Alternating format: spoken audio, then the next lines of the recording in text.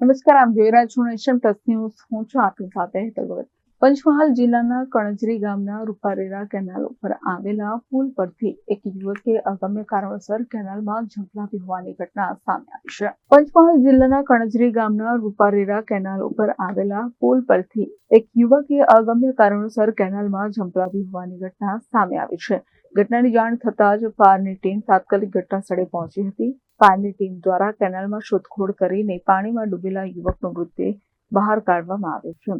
પ્રાથમિક તપાસમાં મૃતક યુવક પરમાર મુકેશભાઈ મહેશભાઈ હોવાનું સામે આવ્યું છે, જેની ઉંમર 23 વર્ષે, ગામ 5 મહુડી, તાલુકો હાલોલ હોવાનું જાણવા મળ્યું છે. ઘટના અંગે પોલીસ દ્વારા આગળની તપાસ હાથ ધરવામાં આવી છે. Kiran Gohil, Nation Plus News, Panchmahal.